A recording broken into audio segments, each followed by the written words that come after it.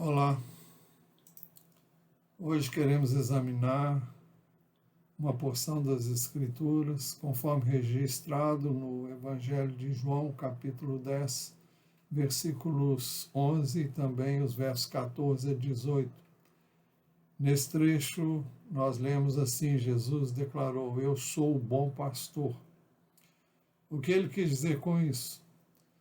Jesus era esperado como um Messias que viria para libertar Israel do domínio do Império Romano, e esperavam então um líder político que liderasse o povo nessa revolta, nessa revolução política.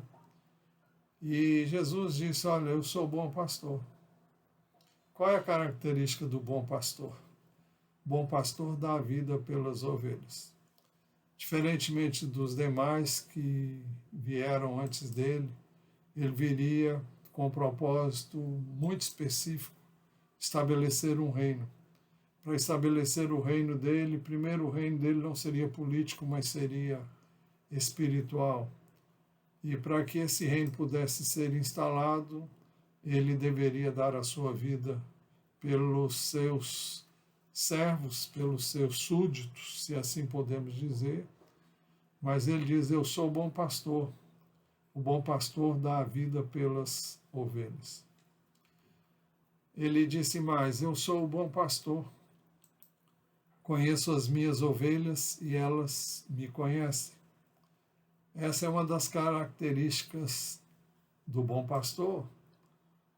Ele conhece aquelas que realmente são suas ovelhas. Ao longo dos tempos, muitas pessoas se dizem crer em Jesus, mas suas ações revelam exatamente o oposto. Mas Jesus conhece as suas ovelhas e as suas ovelhas também o conhecem. Ele diz: "Conheço as minhas ovelhas e elas me conhecem." Um pouco mais adiante, no verso 27, que não vamos examinar agora pormenorizadamente, mas ele declarou: "As minhas ovelhas ouvem a minha voz, eu as conheço e elas me seguem." Então, essa é uma das características das ovelhas de Jesus. Elas ouvem a sua voz, ou seja, elas ouvem a sua palavra, elas dão crédito às suas palavras e ele as conhece, sabe quem realmente creu nele como enviado de Deus, e elas também o seguem, ou seja, elas obedecem a sua palavra, elas buscam viver a sua palavra. E ele diz que este conhecimento que ele tem das ovelhas e das ovelhas dele, da mesma forma como ele conhece as suas ovelhas e elas conhecem ele, o bom pastor, ele diz que é da mesma forma como o Pai me conhece e eu conheço o Pai. Assim como o Pai me conhece, eu conheço o Pai. É dessa forma que ele conhece as ovelhas. Alguém que priva da intimidade do Pai e com quem o Pai tem também íntima comunhão. Mas ele acrescentou: "E dou a minha vida pelas ovelhas." Outra vez, ele enfatiza o fato dele ser diferente dos demais pastores que vieram antes dele, porque ele veio para dar a sua vida em favor das suas ovelhas. E ele disse mais no verso 16: "Ainda tenho outras ovelhas. Não deixe aprisco." Este aprisco é uma referência ao seu povo. Ele nasceu judeu, nasceu de uma família judaica, e ele se referia àquelas ovelhas, as ovelhas dele no meio daquele aprisco, que seriam os próprios judeus. Mas ele diz: "Ainda tem outras ovelhas, não deixe aprisco." Então ele estava se referindo a essas outras ovelhas, a nós que não somos judeus, que na Bíblia normalmente eram e são chamados de gentios. Todos os que não são judeus Normalmente era este o termo que era usado para diferenciá-lo dos judeus. Então ele disse, ainda tem outras ovelhas, não deixe aprisco. Preciso trazer também estas. Então é uma referência a nós que não somos judeus, mas temos crido, posto a nossa fé em Jesus Cristo. Ele diz, elas ouvirão a minha voz, e então haverá um só rebanho e um só pastor. Então é uma referência a todas as pessoas que em todos os lugares do mundo hoje têm posto a sua fé e a sua confiança em Jesus. Aqueles que o veem como seu pastor, o bom pastor, aquele que dá a vida pelas suas ovelhas.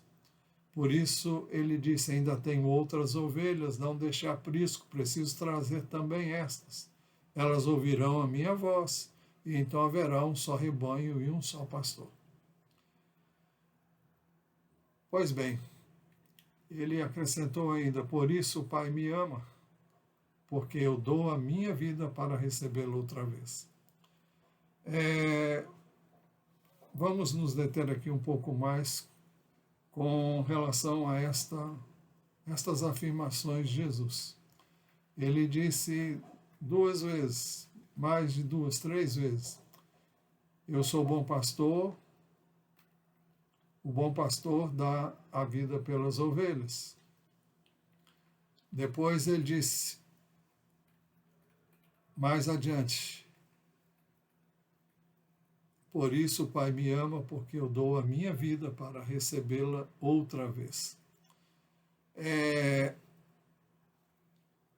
estava dizendo que ele haveria de dar a sua vida, e como ele a deu na cruz do Calvário, onde ele foi crucificado, onde ele foi imolado, onde o seu sangue foi derramado em favor daqueles que nele creem. Ele deixou muito claro que ninguém a tirava dele. Ele disse, ninguém tira a minha vida. Pelo contrário, eu espontaneamente a dou. Então, ele veio com esse propósito, ele veio para dar a sua vida por todos aqueles que nele creem. E ele disse, eu tenho autoridade para entregá-la e também para reavê-la. E aqui nós temos uma referência à sua ressurreição. Ele tanto entregaria sua vida, morreria na cruz, derramaria o seu sangue, e como as Escrituras nos informam, ele foi sepultado e ao 3º dia ele ressuscitou. Por isso ele diz, tenho autoridade para entregá-la e também para reavê-la. Ele disse, esse mandato recebi de meu Pai. Ele não veio por conta própria, mas ele veio em obediência a uma missão que o Pai lhe confiou. E o profeta Isaías, cerca de entre 600 e 800 anos antes, profetizou acerca dele, dizendo, nós o considerávamos como aflito, ferido de Deus e oprimido, como alguém que havia sido ferido de Deus, e naturalmente sempre se pensava por causa de alguma coisa errada que ele fez. Mas o texto vai dizer, mas ele foi traspassado por causa das nossas transgressões. Ele foi crucificado por causa das nossas transgressões e esmagado por causa das nossas iniquidades. O castigo que nos traz a paz estava sobre ele, e pelas suas feridas fomos sarados.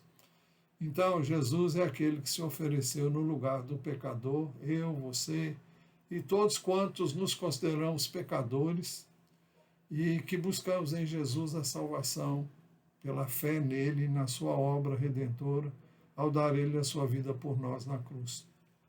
Por isso que o texto diz, o castigo que nos traz a paz estava sobre ele, e pelas suas feridas fomos sarados, fomos curados, fomos libertos do pecado que causa a morte espiritual, que causa a separação de Deus agora e por toda a eternidade. Nós podemos hoje ter acesso à presença de Deus, não porque sejamos melhores do que ninguém, mas porque Cristo morreu por nós, nós cremos nele, depositamos nele a nossa fé e a nossa esperança. Ele diz qual era o nosso estado antes disso. Todos nós andávamos desgarrados como ovelhas, cada um se desviava pelo seu próprio caminho, ou seja, cada um fazia o que achava melhor. Mas todo tipo de independência que o homem pensa ter é um caminho de pecado, porque o pecado consiste em exatamente vivermos uma vida independentemente de Deus. Mas, então, todos nós andávamos desgarrados como ovelhas, cada um se desviava pelo seu próprio caminho, fazia o que queria. Mas o texto continua dizendo, mas o Senhor fez cair sobre ele a iniquidade de todos nós. Então, o nosso pecado foi levado por Jesus, que se deu a si mesmo e se ofereceu para ser o Cordeiro de Deus que tira o pecado do mundo. Foi para isso que ele veio, foi para isso que ele nasceu na forma humana, porque só na forma humana ele podia vir a ser o Cordeiro de Deus, aquele que poderia ter o seu sangue derramado em nosso favor, aquele que, quando veio como homem, não pecou, embora fosse tentado, não pecou, e por isso poderia levar sobre ele o pecado de todos nós. Este é um momento para meditarmos e perguntarmos a nós mesmos: nós já colocamos a nossa confiança e a nossa esperança totalmente em Jesus? Se você ainda não fez isso, o tempo é hoje. Basta que você creia em Jesus como o bom pastor, aquele que dá a vida pelas suas ovelhas. E uma vez que você creia nele e confesse isso com a sua boca, dizendo: Deus, eu creio que tu enviaste o teu filho como meu Salvador, meu Redentor, eu creio nele, eu o recebo como meu Salvador e meu Senhor. Se você fizer isso, você vai se tornar uma ovelha de Jesus, ele vai conhecer você como uma das suas ovelhas e você o conhecerá como seu pastor. Que Deus o abençoe e você tome a decisão certa e faça a escolha certa e que você faça a boa escolha. Que Deus o abençoe ricamente, em nome de Jesus.